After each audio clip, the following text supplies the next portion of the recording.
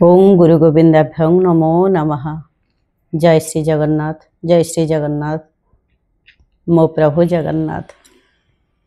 जय जय जगन्नाथ स्वामी नयन पथगामी भव तुमे सांग माने जितेक मोर जगन्नाथ प्रेमी अच्छे आज समस्त सुंदर अनुभूति टे कहि आपण प्रथम रु शेष पर्यंत जदि शुणिबे समय देवे बहुत सुंदर अनुभूति टे पूर्व प्रभुंकर टिके नाम नपा महाप्रभु जो भल पाती निराश्रेष्ठ टाँधुर पदे कहूँ तापर मो अनुभूति कहि निश्चित। हेनु तनम्बो धर चारु मूर्ति हे कुंती सुता तनया वहन्ति हे विप्रदामोदर मुक्तिदाता निराश्रया मां जगदीश रक्षा निराश्रया मां जगदीश रक्षा निराश्रया मां जगदीश रक्षा। महाप्रभु की जय हो। आज मु मोर अनुभूति ये स्वतंत्र मोर निजस्व अनुभूति प्राय मु मोर निजस्व सब बेले कही थाए जोटा अंगी लिभे दबा कथा मु सब बेले आपण मानको कही थाए।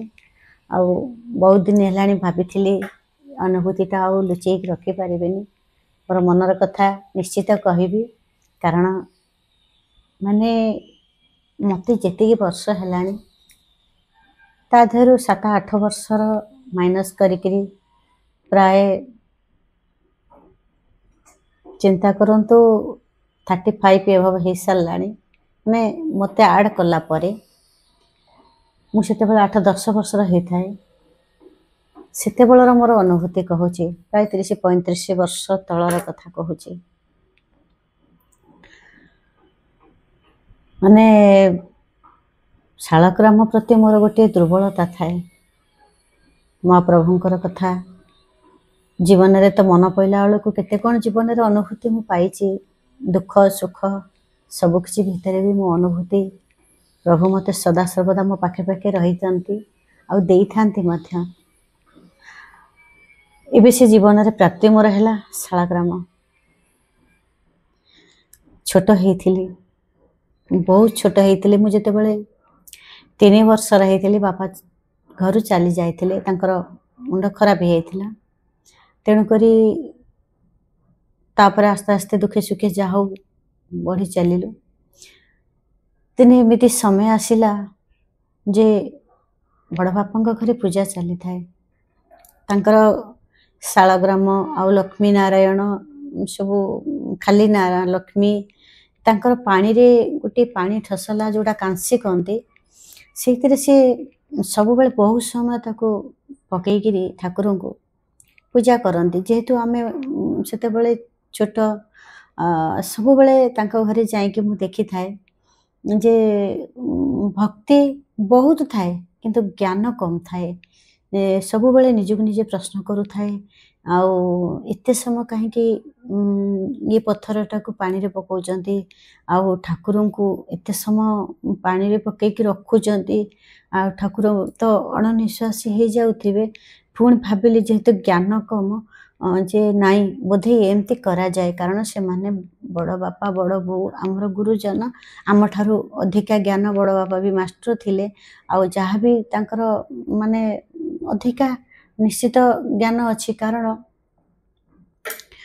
एमती सब द्वंद्व भितर मु किंतु गोड़ भांगी के सब बेले पूजा देखी थाए इति छोट बयस ठाकुर प्रति मोर भल पाइबा थिला मु जानिनी सेटा मोर भक्ति बोली कि प्रारब्ध मोर किसी भल काम करिछि बोली किंतु छोट बेलू मोर दुर्बलता थिला जे से माने केमती पूजा करूचंती कोन करूचंती मु देखिबी जते से बहुत समय ये करंती मु दिने ताको तांकर पूजा पूजी सारिकरी जलखिया तांकर रोटी फुटी भजा फजा सब करती जंती गोटे घरे एपट सेपट आमर घर मझे गोटे द्वार थाए मो मन लगे थे ठाकुर प्रति मु जाइकरी दिने एमती से ଶାଳଗ୍ରାମ ତ ଜାଣିନଥିଲି ଯେ ନାରାୟଣଶିଳା ବୋଲି କହନ୍ତି। ଆଉ ଆମର ଆଡ଼େ ଶାଳଗ୍ରାମ କହନ୍ତି, କିନ୍ତୁ ମୁଁ ପଥର ଭାବିଥିଲି, ଶାଳଗ୍ରାମ ଜାଣିନଥିଲି, ପଥର ଭାବିଥିଲି। ତାପରେ ମୁଁ କହିଲି ଏତେ ସୁନ୍ଦର କଳା ପଥର, ଏତେ ଓଜନ, ମୁଁ ଜାଣିନଥିଲି। ମୁଁ ତାକୁ ଦିନେ କ'ଣ କଲି, ତାଙ୍କର ଠାକୁରଙ୍କର ପୂଜା ଘରର କବାଟ ନଥାଏ, ସ୍କ୍ରିନ୍ଟା ପଡ଼ିଥାଏ। ମୁଁ ଯାଇକରି ସେ ପଥରଟାକୁ ଏମିତି ଧରିବାକୁ ଯେତେବେଳେ ଆସିଛି, ତାଙ୍କର ଝିଅ ବି 4-5ଟା ବଡ଼ବାପାଙ୍କର, ଯେହେତୁ ବଡ଼ବାପା ଚାକିରି କରିଥିଲେ, ତାଙ୍କ ଭିତରେ ତାଙ୍କର ଗୋଟିଏ ରୋଜଗାର ପାଇଁ ଅହଙ୍କାର ଥିଲା। ଯେହେତୁ ମୋ ବାପା ନଥିଲେ, ଆମ ପ୍ରତି ତାଙ୍କର ଏତେ ଭଲ ପାଇବା ନଥିଲା, ତେଣୁକରି ସବୁବେଳେ ଅହଙ୍କାର ଟିକେ ରହୁଥିଲା। ଆମକୁ ସେ କେମିତି ଟାଇପ୍ର ଗୋଟେ ଦେଖନ୍ତି, ତାଙ୍କ ଘରକୁ ଗଲା ମାନେ ସେ ବିରକ୍ତ ହେଇଥାନ୍ତି। କିନ୍ତୁ ମୁଁ ଯେତେବେଳେ ଛୋଟ ଥିଲି, ମାନେ ଧରିଦେଲି ଶାଳଗ୍ରାମକୁ, ଜାଣିନଥିଲି, ଉଠେଇଥିଲି। ସେ ତ ପ୍ରଭୁ ତ ସବୁ କରନ୍ତି ନା, ଆମେ ତ ସବୁ ଛୋଟ ପିଲା, ଆମେ ତ କିଛି ଜ୍ଞାନ ନାହିଁ। ମୁଁ ପ୍ରଥମରୁ କହିଛି, ମୋ ମୂର୍ଖ, ଜ୍ଞାନ ମୋର କିଛି ନଥିଲା। ତେଣୁକରି ଠାକୁର ତ ଜାଣିନି, ପଥରଟିଏ ଧରିବି। ଦେଖିଲା ବେଳକୁ ବହୁତ ଓଜନ ଲାଗିଲେ।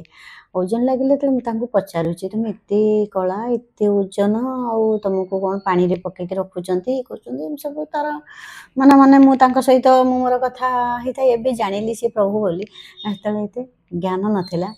ତାପରେ ସିଏ କ'ଣ କଲେ, ଯେତେବେଳେ ନଜର ପଡ଼ିଗଲା ମୋ ଉପରେ, ସିଏ କ'ଣ କଲେ, ତାଙ୍କର ବଡ଼ ବୋଉ ଯିଏ, ବଡ଼ ମା' ଯିଏ, ବଡ଼ବାପା, ସିଏ କ'ଣ କଲେ, ହାତକୁ ମୋର ଛିଞ୍ଚାରି ଦେଇକରି, ମାନେ ମୋର ଯେଉଁ ହାତକୁ ଖୁଆକୁ ଝିଙ୍କିକିରି କହିଲା, କାହିଁକି ଠାକୁରକୁ ଯାଇକି ଛୁଉଁଛୁ, ଆଉ ଠାକୁରଙ୍କ କବାଟ ନାହିଁ ବୋଲି, ପରଦା ପଡ଼ିଛି ବୋଲି ଆସିକିରି ଇଏ କରୁଛୁ। କିନ୍ତୁ ମୁଁ ଯୁଆଡ଼େ ଖେଳେ, ଯାହା କରେ, ଯୁଆଡ଼େ ଯାହା କରେ, ଆମ ଘରେ ଠାକୁର ଥିଲେ କଥା ହୁଏ, କିନ୍ତୁ ସେଇଠି ଯାଇକି ମୋ ମନଟା ଲାଗିଯାଇଥିଲା।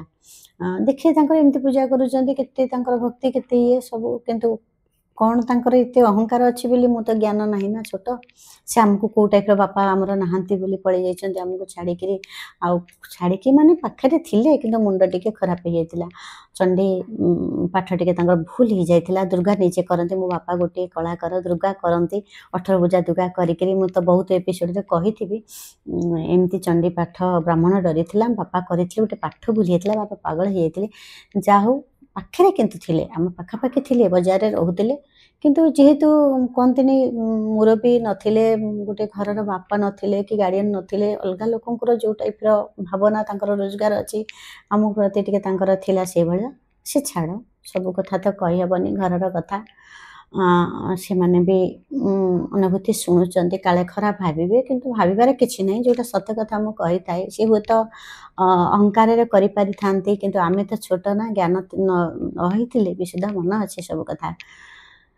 ତେଣୁକରି ଯେତେବେଳେ କାନ୍ଦିକିରି ମୁଁ ପଳେଇ ଆସିଲି, ସେତେବେଳେ ମୋ ଖୁଆକୁ ଟାଣିକିରି ଫୋପାଡ଼ି ଦେଲେ। ମୁଁ କାନ୍ଦିକିରି ବୋଉ ପାଖରେ ଆସିକି କହିଲି, ମୁଁ କହିଲି, ବୋଉ, ମୁଁ ତାଙ୍କ ଘରେ ଯାଇକିରି ପୂଜା ଦେଖୁଥିଲି, ଆଉ ତାଙ୍କ ଯେଉଁ ଠାକୁର ନୁହଁ, ତାକୁ ଟିକେ, ସେ ଯେଉଁ ପଥର, ତାକୁ ଟିକେ ଧରିଦେଲି ବୋଲି ସେ ମୋତେ ଏମିତି ମାଇଲେ। ବୋଉ ସେଇଠୁ ମୋତେ ବୁଝେଇଲା, କହିଲା, ଦେଖେ, ଆଉ ସେ ଶାଳଗ୍ରାମ ଆଉ ଯେଉଁ ଲକ୍ଷ୍ମୀ ନାରାୟଣ ସେ ପାଣିରେ ପକାଉଛନ୍ତି, ଗାଧେଇ ଦେଉଛନ୍ତି, ବହୁତ ସମୟ ତୁ ଦେଖୁଛୁ, ସେ ତୋ ବାପା ଆଣିଥିଲେ। ମୁଁ କହିଲି, ସତରେ ମୋ ବାପା ଆଣିଥିଲେ, ମୋତେ ପୁଣି ସେ ଛିଙ୍କିକି ଫୋପାଡ଼ି ଦେଉଛନ୍ତି, ମାନେ ଛୋଟ ପିଲା ତ। ନା, ହଁ, ବାପା ତ ମୁଣ୍ଡ ଖରାପ ହେଇଯାଇଛି ନା, ବାପା କେତେବେଳେ ଆସିକି ଫୋପାଡ଼ି ଦେବେ, କ'ଣ କରିବେ। ମାନେ ମୋ ବୋଉ ମୋତେ ଚଳେଇଲା, କାରଣ ମୁଁ ଛୋଟ ପିଲା, କାଳେ କାନ୍ଦିବି, କାଳେ ମୋ ଭିତରେ ଗୋଟେ ଅହଙ୍କାର ଆସିବ, କେଉଁ ପ୍ରକୃତି ଆସିବ। ମୋ ବୋଉ ସବୁବେଳେ ମାନେ ସରଳକିରି ବୁଝେଇ ଦେଇଥାଏ।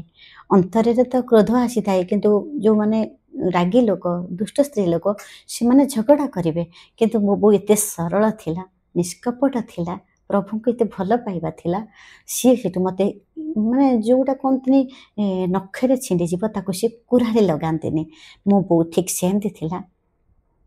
ଏଠି ମୋ ବୋଉକୁ ମୁଁ ପ୍ରଣାମ ଜଣାଉଛି, ଆଜି ମୋ ପାଖରେ ନାହିଁ, କିନ୍ତୁ ଏତେ ସୁନ୍ଦର ମୋ ବୋଉ, ମୋତେ ଭଲ ମଣିଷ କରିବାକୁ ମୋ ବୋଉର ଲକ୍ଷ୍ୟ ଯେ ମୋ ପିଲା ଅହଙ୍କାର ନ ଶିଖନ୍ତୁ, ମୋ ପିଲା ତାଙ୍କରି ଭଳି ନ ହୁଅନ୍ତୁ, ତାଙ୍କ ପିଲାମାନେ ଯେମିତି ବ୍ୟବହାର କରୁଛନ୍ତି ମୋ ପିଲା ସେମିତି ନ ହୁଅନ୍ତୁ।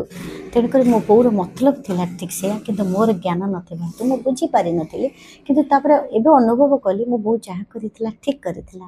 ଯଦି କେଉଁ ଶିକ୍ଷା ମୋତେ ଦେଇଥାନ୍ତା, ହୁଏତ ମୁଁ ଗୋଟେ ସେଇ ଟାଇପ୍ର ସ୍ତ୍ରୀ ଲୋକ ହେଇକି ଆଜି ବଞ୍ଚିଥାନ୍ତି। ସମସ୍ତଙ୍କ ପ୍ରତି ମୋର ସେଇ ଭାବନା ଥାନ୍ତା। ମୋ ବୋଉ ଯାହା କରିଛି ଠିକ୍ କରିଛି, ଠିକ୍ କରିଛି, ମା' ହିସାବରେ ତା କର୍ତ୍ତବ୍ୟ ଠିକ୍ କରିଛି। ଯେତେବେଳେ ବୋଉ ବୁଝେଇଦେଲା କହିଲା ସେ ଶାଳଗ୍ରାମ ଠାକୁର ଆଉ ତାକୁ ନାରାୟଣ ଶିଳା କହନ୍ତି ଆଉ ସେ ଯେଉଁ ଲକ୍ଷ୍ମୀ ନାରାୟଣ ପିତ୍ତଳରେ ନୁହଁ ସେ ବାପା ଆଣିଥିଲେ। ମୁଁ କହିଲି ଆଉ ଠିକ୍ ଅଛି ଯେ ଆମ ଠାକୁର ହେଇକି ମୋତେ ସେ ଝିଙ୍କି ଫୋପାଡ଼ି ଦେଉଛନ୍ତି, ଟିକେ ଦେଖେଇ ଦେଉନାହାନ୍ତି, ଧରେଇ ଦେଉନାହାନ୍ତି। ଆମ ଘରେ ଯଦି ଥାନ୍ତା ମୁଁ ତ ତାଙ୍କୁ ସବୁବେଳେ ଏମିତି ଗେଲ କରିଥାନ୍ତି, ଧରିଥାନ୍ତି। ନା ନାଇଁ ଲୋ ସିଏ ନୁହଁ ଛୁଆଁ ହନ୍ତିନି। ଆଉ ବାପା ମୁଣ୍ଡ ଖରାପ, ବାପାଙ୍କର ଡ୍ରେସ୍ ପତ୍ର ଠିକ୍ ନାହିଁ, ଘରକୁ ସବୁବେଳେ ଯିବା ଆସିବା କରି ଚାଲି ଆସୁଛନ୍ତି, କାଳେ କେତେବେଳେ ଫୋପାଡ଼ି ଦେବେ। ତାପରେ ମୁଁ ତ ବାପାଙ୍କ ଚିନ୍ତାରେ ରହିଲି, ପୂଜାପୂଜି ଠିକ୍ କରିପାରିବିନି। ବଡ଼ ବୋଉ ବଡ଼ ବାପା ସେ ଠିକ୍ ପୂଜା କରିବେ, ସେଥିପାଇଁ ମୁଁ ତାଙ୍କ ଘରେ ନେଇ ରଖିଦେଇଛି। ଆଉ ଯେତେବେଳେ ଭଲ ସମୟ ଆସିବ ବାପା ଠିକ୍ ହେଇଯିବେ ଆଉ ଆମେ ସେତେବେଳେ ଆମ ଠାକୁର ନେଇ ଆସିବା। ତାପରେ ଯେତେବେଳେ ଆମ ଠାକୁରକୁ ନେଇ ଆସିବା ମୋର ମାଇଣ୍ଡରେ ରହିଲା, ମୋ ବୋଉ ଯେତେବେଳେ କହିଛି ସେ ହେଉଛନ୍ତି ଆମ ଠାକୁର, ମୋ ବାପା ଆଣିଥିଲେ, ଏଇ ଯେଉଁ ଗର୍ବ ମୋ ବାପା ଆଣିଥିଲେ ଆମ ଠାକୁର, ମୁଁ ଦେଖିବି। ସବୁଦିନ ମୁଁ ଯାଇକି ତାଙ୍କ ଗାଧେଇଲା ବେଳେ ସେ କେମିତି ପକେଇକି ରଖନ୍ତି, ବହୁତ ସମୟ ପକେଇକି ରଖନ୍ତି। ଆଉ ମୁଁ ସବୁବେଳେ ଗୋଡ଼ ଭାଙ୍ଗିକି ଛିଡ଼ା ହେଇକିରି ମୋର ଦୁର୍ବଳତା ସେଇ ଠାକୁରଙ୍କ ପାଖରେ ରହିଗଲା। ସବୁବେଳେ କାନ୍ଦୁଥିବି, ଆଖିରୁ ଲୁହ ଛୋରଉଥିବି। ଆଉ ମୋ ବାପା ଆଣିଥିଲେ, ମୁଁ ଯାଇକି ଟିକେ ଯେମିତି ମାନେ ମାଗି ଆଣିଲେ ତୁଣ ସୋଡ଼ ଖାଏ, ଟିକେ ଦେଖୁଛି ସେ କେମିତି କଟର କଟର ହେଉଛନ୍ତି, କେମିତି ଭାବନା ତାଙ୍କର ଆମ ପ୍ରତି। ହଉ ଛାଡ଼। ତାପରେ ଯେତେବେଳେ ମନ କିନ୍ତୁ ଭଲ ପାଇବା ଥାଏ ପ୍ରଭୁଙ୍କ ପ୍ରତି। ତାପରେ ଯେତେବେଳେ ସିଦ୍ଧାର୍ଥ ଚ୍ୟାନେଲ ଆସିଲା, ଚାରଣ ରାମଦାସ ପ୍ରଣାମ ତାଙ୍କୁ, ସେ ଯେତେବେଳେ କହିଲେ ନାରାୟଣ ଶିଳା ବା ଶାଳଗ୍ରାମ ପୂଜା କଲେ ବହୁତ ଭଲ, କିନ୍ତୁ ଘରେ ସମସ୍ତେ ରଖିପାରିବେନି, ତାର ବିଧି ଯାହା ନିୟମ ମୁଁ ବି ଏପର୍ଯ୍ୟନ୍ତ କହିପାରିବିନି, ପୂଜା ତ ସେଦିନଠୁ କରିନି। କିନ୍ତୁ ମୋର ଭଲ ପାଇବା ଯେହେତୁ ମନ ମନ ଥିଲା, ସେ ସେଠୁ କହନ୍ତି ଯଦି ଯିବ ଦକ୍ଷିଣ କାଳୀ ଯିବ, କାলীଘାଟ ଯେଉଁ ଗଙ୍ଗା ମାତାଙ୍କ ତ ସେଇଠୁ ସବୁ ଶାଳଗ୍ରାମ ଠିକ୍, ଆଡ଼ୁ ଯେଉଁଠୁ ଆଣିବ ସେଠି ହୁଏତ ଡୁପ୍ଲିକେଟ୍ ଥାଏ କି କ'ଣ, ଯଦି ଏମିତି ପ୍ରାପ୍ତି ହେଉଛି ଶାଳଗ୍ରାମ ଆପେ ଆପେ ଜଣେ ଜଣେ ତାଙ୍କର ଅନୁଭୂତିରେ ମୁଁ ଶୁଣିଛି ଯେ ଆମର କବାଟ ଖୋଲୁ ଖୋଲୁ ପଥରଟିଏ ପଡ଼ିଥିଲା କି ଏମିତି ସବୁ ଜଗନ୍ନାଥ ଚ୍ୟାନେଲ ବି ବହୁତ ଶୁଣିଛି, ଲୋକ କହୁଛନ୍ତି। ସେମିତି କେବେ ମୁଁ ପ୍ରାପ୍ତି ହେଇନି। ମୋର ଲକ୍ଷ୍ୟ ରହିଲା ସତରେ କ'ଣ ମୁଁ ଗଙ୍ଗା ଦର୍ଶନ କରିବି। ତାପରେ ଗଙ୍ଗା ମାତାଙ୍କ ପ୍ରତି ମୋର ଭାରି ଭଲ ପାଇବା ଥିଲା। ସେଇ ବଡ଼ବାପା ଯେତେବେଳେ ଦୀକ୍ଷିତ ଥିଲେ, ଗଙ୍ଗା ମାତା ହିସାବରେ ଜଣେ ତାଙ୍କ ଘରକୁ ସାଧୁ ଆସିଥିଲେ। ସାଧୁ ମାନେ ଯେଉଁଟା ସାଧିକା କହନ୍ତି, ଚୁଟି ଫୁଟି ପୁରା ଗଣ୍ଠି ଏତେ ବଡ଼ ବଡ଼ି, ତାଙ୍କର ପେଟ ପୁରା। ମୁଁ ଯେତେବେଳେ ତାଙ୍କ ପିଲାମାନେ ଯେତେବେଳେ ମୋଟାରେ ସାନ ଯିଏ ଯେଉଁମାନେ ସେମାନେ ବସନ୍ତି, ବଡ଼ ଯେଉଁମାନେ ବସନ୍ତି ତାଙ୍କ ସାଙ୍ଗେ ଖେଳନ୍ତି, ସେ ଆମ ଘରକୁ ଯେହେତୁ ଗୁରୁ ଆଶ୍ରିତ ଥିଲେ ବହୁତ ସାଧୁ ଆସନ୍ତି, ସନ୍ଥ ଆସନ୍ତି। ସେତେବେଳେ ଛୋଟ ଆମେ ହେଇଥିଲୁ ନା, ତାଙ୍କ ଘରେ ଦେଖୁ ଗୋଟିଏ ଘର ଏପଟ ସେପଟ। ମୁଁ ବି ଯେତେବେଳେ ପଚାରିଥିଲି ଯେ ବଡ଼ ବୋଉ ଇଏ କିଏ, ନାହିଁ ହେଉଛନ୍ତି ଗଙ୍ଗା ମାତା। ମୁଁ କହିଲି ସତରେ କେଉଁଠି ରହନ୍ତି, ନା ଗଙ୍ଗାରେ ରହନ୍ତି। ସିଏ ବି ଗୋଟେ ମାନେ ମନରେ ଥିଲା ଯେ ମୋ ବାପା ଆଣିଥିଲେ ଶାଳଗ୍ରାମ ଆଉ ଇଏ ଗଙ୍ଗା ମାତା ସେଇଠି, ସତରେ ସେଇ ଜାଗାକୁ ଯାଇପାରିବି। ଚିନ୍ତା କରନ୍ତୁ, ଏବେ ପୁଅ ମୋର ପାଠଶାଠ ପଢ଼ି ନୂଆ ନୂଆ ଚାକିରି କରିଛି, ସଫ୍ଟୱେୟାର ଇଞ୍ଜିନିୟର, ଏବେ ନୂଆ ନୂଆ ଚାକିରି କରିଛି। ଚିନ୍ତା କରନ୍ତୁ, ପୁଅ ଆସି ଇଞ୍ଜିନିୟର ହେଲାଣି। କେବେ କାଲକାଟା ମୁଁ ଯାଇନି, କିନ୍ତୁ ବାବୁ ସବୁବେଳେ ଯାଇଛନ୍ତି। ସେ ତାଙ୍କର ଯେହେତୁ ୟୁନିୟନର ଜେନେରାଲ ସେକ୍ରେଟାରୀ ଥିଲେ, ଏବେ ବି ଅଛନ୍ତି, ତେଣୁକରି ସେ ତାଙ୍କର ୟୁନିୟନ ମାଧ୍ୟମରେ ସେ ଯାଆନ୍ତି, ପ୍ରାୟ ବର୍ଷକୁ ଥରେ ସେ ଯାଆନ୍ତି। ଏମିତି ସେ 12-13 ଥର ଖଣ୍ଡେ ସେ ଯାଇଛନ୍ତି, କିନ୍ତୁ କାଲକାଟା ଯାଇଛନ୍ତି, ସେ ସବୁବେଳେ ଯାଇଛନ୍ତି। କିନ୍ତୁ ମୁଁ କେବେ ଜୀବନରେ ଯାଇନି, ମୋତେ କେବେ କେହି ନେବାକୁ ନିଅନ୍ତିନି, କି ମୁଁ କହିନି କେବେ କି ମୋତେ ସେ ମନା କରିନଥାନ୍ତି, କିନ୍ତୁ ମୁଁ କେବେ ସାହସ କରେନି। ସେ ତ ତାଙ୍କ କାମରେ ଯାଉଛନ୍ତି, ମୁଁ କ'ଣ ଆଉ ତାଙ୍କ ସାଙ୍ଗରେ ଷ୍ଟାଫ୍ ଯାଉଛନ୍ତି 60-70 ଜଣ, ମ୍ୟାନେଜମେଣ୍ଟରେ ମିଟିଂ ଅଛି ତାଙ୍କର, ୱାର୍କରମାନଙ୍କୁ ମାନେ ଶ୍ରମିକ ୟୁନିୟନ ଯେହେତୁ ତାଙ୍କମାନଙ୍କ ପାଇଁ ସେମାନେ ଆର୍ଗୁମେଣ୍ଟ କରିବାକୁ ଯାଉଛନ୍ତି, ତାଙ୍କର କେମିତି ପଇସା ପତ୍ର ବଢ଼ିବ, କେମିତି ହେବ। ଆଉ ମୁଁ କ'ଣ ତାଙ୍କ ସାଙ୍ଗରେ ଯାଇପାରିବି, କେବେ ଯାଇନି, ମନ ବି କରିନି। କିନ୍ତୁ ଶାଳଗ୍ରାମ ପ୍ରତି ମୋର ଭଲ ପାଇବା ଥିଲା, ମନେ ମନେ ସବୁବେଳେ କହିଥାଏ। ଚାରଣ ରାମଦାସ ସେତେବେଳେ କହନ୍ତି ସତରେ କ'ଣ ମୁଁ ଦକ୍ଷିଣ କାଳୀ ଯାଇପାରିବି, ଗଙ୍ଗା ଯାଇପାରିବି, କାলীଘାଟ ଯାଇପାରିବି, ମୁଁ ଶାଳଗ୍ରାମ ଆଣିପାରିବି, ଆଉ ଏମିତି ତ ଘରେ ରଖିକିରି ମୁଁ ପୂଜା କରିପାରିବିନି। ଆଉ ଯଦି ଠିକ୍ ଅଛି, ପ୍ରଭୁଙ୍କର ଯଦି ଭଲ ପାଇବା ଥିବ ସେ ନିଶ୍ଚିତ ଆସିବେ। ତାପରେ ପୁଅ ଟିକେଟ୍ କଲା, ପୁଅ ପଚାରିଲା, କହିଲା ବୋଉ ମୋର 5-6 ଦିନ ଖଣ୍ଡେ ଛୁଟି ଅଛି, କେଉଁଠି ଯିବୁ କହ। ମୁଁ କହିଲି ଯିବା ଟିକେ, ଯଦି ଆମେ ଘଟଗାଁ ଯିବା, ଥରେ ଯାଇଥିଲେ 2 ଥର ଖଣ୍ଡେ ଯାଇଥିଲେ, ଛୋଟ ହେଇଥିଲୁ, ଏବେ ଟିକେ ଯିବା। ନା ଗୋଟିଏ ଦିନ ପାଇଁ ଯିବା ମାଆଙ୍କ କତିକି, ନାହିଁ ଆମେ ଟିକେ ଆଉ ଟିକେ କେଉଁଠି ଚିନ୍ତା କରୁନି ଯିବା, 5-6 ଦିନ ଛୁଟି ଅଛି, ଘରେ ଆସି ବସିବି କ'ଣ। तापर मुझे कहली ठीक अच्छे कालकाटा टे गंगा जावा मो पु खाली शुणी एतिकी भितर से टिकेट करदे बापा से शुणिले कहले मुझे तो सब जाइए मुझे तुम तो जाइए आम तो जाइन तो मो देह भी से बहुत खराब हो आसला मोर टे देह खराब थी मुझे कौन करी मु टिकेट पुओ करथिला बेली मु आमे जानु तापर मो तो देह असुस्थ हो आसु थाए पुओ से कहला मु टिकेट करदे जावाक पड़ो तापर पुओ कन्फ्यूज रखी कही नाला जो मो देह खराब से मुझे कहली कैंसल करदे से पार्टी कले कहलु कहीं पुणी मुझे मुझे जाकि केबे उदाहरण दे कही कि मो पुओ ताको मन रखी टिकेट कर जान नी करदे जदि मो देह जो असुस्थ कैंसल करदे मुझे जापारि कि प्रभुंर एमती माया प्रभु एमती कृपा कर छोट बेले तू जिते मत भल पाऊलु जिते व्याकुल होलु से तू माने ये होलु एवं जिते ते किसी सुविधा नाला तोर से धरवा तोर भी कहते ते छड़े नि जाऊला किंतु एवं जिते ते मु सब भले रखी स्वामी परिवार पुओ सब ते फुलफिल रखी ते डाकुंट तू मना करुचु आसबुनु बोली कैंसल करदे बोली कहूँ तापर मन पड़गला से शालग्राम कथा मुझे कहली अरे मो देह जिते असुस्थ हो मु किंतु जीवी मु गंगारे स्नान करी आउ शालग्राम गोटे आनिबे हुए तो मोर पूजा विधि भूल हो पारे किंतु प्रभु तो केबे आमको कष्ट देवेनी कारण प्रभु भल पाइबा भक्तों पाखे सबुठू तांकर प्रिय भक्त आ मोर जदि भल पाइबा अच्छी मु तो प्रभु को रखी पूजा करुच्ची मु तो प्रभु को रखी कहले मोर भूल हम मु तो प्रभु मत घरे रखी जिते बड़े प्रभु निश्चित तांको आनिबे तापर जाई पहुँची गलु गंगारे गंगारे जिते बड़े आम दक्षिण काली गलु कालीघाट काली माँ को दर्शन कलु दक्षिण काली गलु तापर जिते बड़े शिव लिंग सब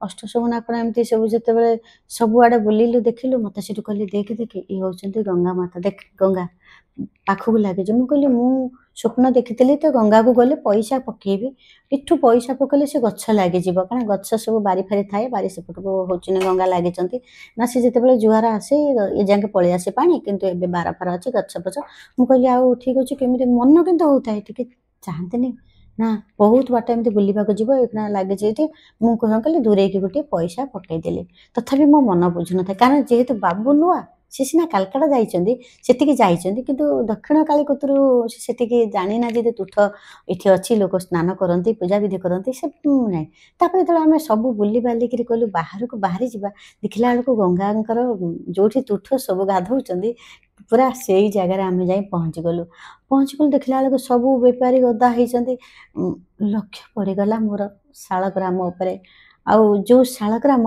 मत जमती सी डाकुचंती तू मत नहीं जा तू मत नहीं जा कारण छोट बेलू तू जो भल पाइबा देइथिलु ना आज मु तते अपेक्षा करिछि समस्ते गंगा को गले मु भी गंगा को गले आउ गाधेबा को तो ये नथला अल्प आंठुए जाके पानी की जाए पानी टिके छिंची हेकरी आपण माने तो सब शॉर्ट वीडियो रे देखिथिबे विश्वास करेनि तापरे सेठी जहाँ जमती गंगा माता को दर्शन कली पानी ये पैसा पत्र पकई जहाँ जमती आसला पुओ से कौन कला आगे आगे गला कहला बो ये सब जिनस बिका हो आसने जावा 8 भाया पड़े जावा कहली ठीक अच्छे मुझे जमी अनेदेली मत एत दुकान अच्छी जी पर्टिकुलर गोटे शालग्राम मत डाकुंट मत एटिका ने माने मो मुंड पूरा व्यस्त हो पाला मन पड़गला से दिन छोट बलर कथा मु कहली जो शालग्राम को दिने धरु धरु मत छिंकिकी फोपाड़ी दौले आज मुझे शालग्राम को मो घर को नेबी आउ देखी सबुदिन पूजा करें सीना भलसे किंतु जी करे मो महाप्रभुंर अष्टकम करे आउ निराश अष्टक करे गीति गोविंद करे मंगल आलती करे जी प्रभु ज्ञान देते मो समय बाहर करके आलती करे किंतु तारी भीतर प्रभु आपण खुशी हे मन मन डाकू थाए जाकि पहुँची गली से दुकान थे देखो आप गोटे जिनस चॉइस हो लुगा गोटे कि गोटे ड्रेस देखो दुकानी बेसी रेट कर दिखते नहीं जो लोक मैंने चालाक अच्छा से मैंने अलग जिन देखी देखी ट्राए करी आने भल रेट्रे आने से अधिका रेट बढ़े बेपार कथा से कहे किंतु प्रभु को आम केते दाम देकी आनी पारिबा किंतु से जगार पर्टिकुलर आउ कोठू किणी हुए तो मोर सन्देह होता जोठी भी देखिले भी बाबू को चटकिनी कहीदेवी ये कौन ओरिजिनाल होइतिबो किंतु मुझे जेहेतु छोट बेले जानी मो बापा आनी आउ चारण रामदास कहते से जगह ओरिजिनाल जिनस ही मिली थाए तापर कालकाटा मुझे जाइए सीटी ओरिजिनाल पाइबिनी तो आउ कौटी पाइबी विश्वास करेनि जितेबाला मोर जोटा मत डाकुंट जे यहीटा तू ने बोली मुझे जगार पहुँची गली से दुकान रे से मौसा कौन कले टी अधिका रेट कहले कहली ठीक अच्छे यहाँ मोर फाइनाल फास्ट एंड लास्ट यहाँ मुझे किंतु आउ टे बाबू कहले आउ एत दुकान पड़ी एत रेट कहते आउ टे अलग दुकान को जावा प्राय आउ 4-5टा दुकान मुझे गली ता चाहे अधिका कहले जी रेट से कहते ता चाहे अधिका कहले मुझे कहली ठीक अच्छे ये तो आहरी 50-100 अधिका कहीकि डाकिकी कहते जी रेट सीटी थिला कौन करवा ठीक अच्छे आउ दुकान भी बुलिलु से सेम रेट सब आसला मु कहली ताहले प्रभु मते फाइनाल करिसेंती जे एही दुकान रु ही तू पर्टिकुलर नबो तापरे सेटू बाबू मन देलेनी मोर किंतु नजर थाए जेते रेट कहले कौन हला मोर तो लक्ष्य रही मु जीवी आ तापरे बाबू कौन कले पुओ को लेकिरी चाट फाट खोले आइसक्रीम फाइसक्रीम खोले मु आंको सांगे नेलेनी मु कहली ये सबुठी जाइकरी रेटा अधिका कहते छाड़े ना ना एमती कहते आउ कौन कली प्लानिंग करी कहली तुम पुओ को नहीं जाओ कौन खाई बड़ पुओ को नहीं जाओ मु सान को लेकिन जाऊँगी पुओ मो पाखे मोबाइल अच्छे दरकार पड़े पैसा देवी ना फोन पे देवी एमती पुओ को सांगे नहीं फास्ट जो दुकान मुझे देखी जो रेट करके पलि आसती आनी नी अधिका बोली आरे सब देखिए आहरी अधिका जो अधिका तापरे मु कौन प्लानिंग कर पठेदेली पठेदेक से दुकान को पुणी गले हेटू मौसा के एक जानीदे जे प्रथम देखीदे पुणी बुली बुलिक बहुत बड़ एरिया ना सबुआड़े बुली बुलिक पुणी ये आसिले कहली आउ मौसा बंगाली लोक से बोले मौसा आउ भारी इच्छा थिला यही शालग्राम ने से कहले तुमर साढ़े शालीग्राम कहती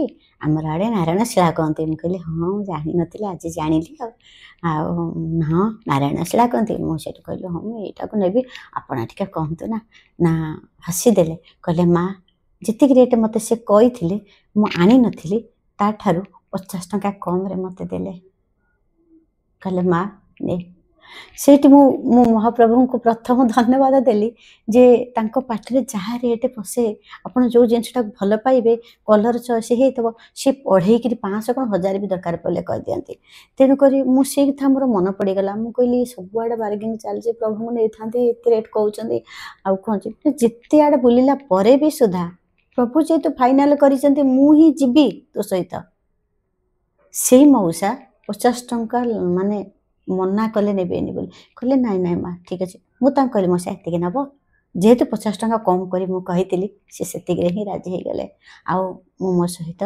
सांगे आणिक आसिले आनिली सीना भैनिटी पूरे जेहेतु पूजा विधि नाला से सांगे सांगे आणिक आसिले कि एत शक्ति मो देह पूरा झिमझिम होकर मो मुंड कौन हो जाता मुझे पड़ जाइली होटेल रे जस्ट से आणिक बैग पूरे थोदे जेहेतु अईठा उंडल भल मंद जो खाऊँ होटेल होते पोछा ही नैगटा मुझे थी प्रभु ता भितर थे काली माँ प्रसाद थिला सीट थिला शंखा थिला सब थिला आउ सेठी मो देह कौन हो जाता मुझे पड़ जाइली आउ सेंसलेस भी हो जाइली तापर किंतु हारी नथिली ना मोर प्रभु मो सहित अच्छा मो सहित जीवे ताहले रखा दायित्व तांकर जदि सी रखिबे केही भी मारी पारिबेनी सतु सत मोर सेन्स फेरीला आउे मत से आणिक आसते प्रभु को खोजी पकई भैनिटी मोर अच्छी तो मो नहीं पिला माने स्वामी सब दौड़ी जाते भैनिटी फोपाड़ी देकर पैसा पत्र मोबाइल सब तादर एत मुंड खराब होता तापर प्रभु किंतु जमती जो थोईकी जाते सुरक्षित अच्छी कारण बड़ होटेल जेहेतु बहुत लोक जावासा करमती जो देवा नवा कर लेडीज बहुत अच्छा जेन्ट्स भी बहुत अच्छा जो स्टाफ मैंने सी भी हाथ उठापन कहीं करना प्रभु जमती थे सेमती अच्छा मो घर को आणिक आसिली आउ एबे पूजा करुच्ची कि पूजा जमती महाप्रभु को करुच्ची सेमती सब से जाऊँगी पर्सनाल सेमती किसी ना जहाँ प्रभु को प्रसाद दिए से पाखे लगे दौची आउ ପାଣିରେ ଯେମିତି ଥୁଅନ୍ତି କିଛି ଆଉ ଅଧିକା ମୁଁ କିଛି ଜାଣିନି। ପ୍ରଭୁଙ୍କର ଯେମିତି ଇଚ୍ଛା ପ୍ରଭୁ ସେମିତି ପୂଜା ପାଇବେ। ଯେଉଁ ତରିକାରେ ମୋତେ ନେବେ ମୁଁ ସେଇ ତରିକାରେ ଯିବି। ଆଉ ବଡ଼ ବଡ଼ କଥା କିଛି ମୁଁ ଜାଣିନି। ଯାହା ମୋ ଜୀବନରେ ନିହାତି ସତ କଥାଟି ମୁଁ ସବୁ ଆପଣମାନଙ୍କୁ କହିଥାଏ।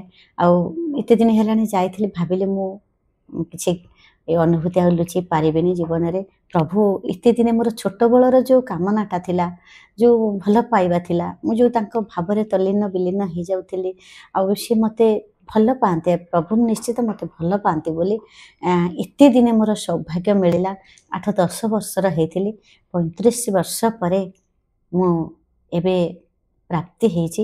ଯାହା ହଉ ମୁଁ ମହାପ୍ରଭୁଙ୍କୁ ଅଶେଷ ଅଶେଷ ଧନ୍ୟବାଦ। ଆଉ ମୋ ଭୂୟ ଭୂୟ ମୁହଁରେ ମୁହଁରେ ଅନନ୍ତ କୋଟି ଦଣ୍ଡବତ ପ୍ରଣାମ ମଣିମା। ଏମିତି ସମସ୍ତଙ୍କ ପ୍ରତି କୃପା କରୁଥାନ୍ତୁ। ଆପଣମାନଙ୍କୁ ଯଦି ଅନୁଭୂତି ଭଲ ଲାଗେ ନିଶ୍ଚୟ ମୋ ମହାପ୍ରଭୁଙ୍କୁ ଜୟ ଜଗନ୍ନାଥ ଟିକେ ଲେଖିବେ କମେଣ୍ଟ ବକ୍ସରେ। ଆଉ ଆଜିକାଲି ତ କେହି ସମୟ ହେଉନି, ସବୁ ସର୍ଟ ଭିଡ଼ିଓ ଦେଖୁଛନ୍ତି, ତେଣୁକରି ଲଙ୍ଗ୍ ଭିଡ଼ିଓ ହୁଏତ ହେଇପାରିଥାଏ, କିନ୍ତୁ ଆପଣମାନେ ପ୍ରକୃତି ଯଦି ମହାପ୍ରଭୁଙ୍କୁ ଭଲ ପାଆନ୍ତି ନିଶ୍ଚିତ ସମ୍ପୂର୍ଣ୍ଣ ଦେଖିବେ, ନିଶ୍ଚିତ ଭଲ ଲାଗିବ ହେଲା। ରଖୁଛି। ଜୟ ଜୟ ଜଗନ୍ନାଥ।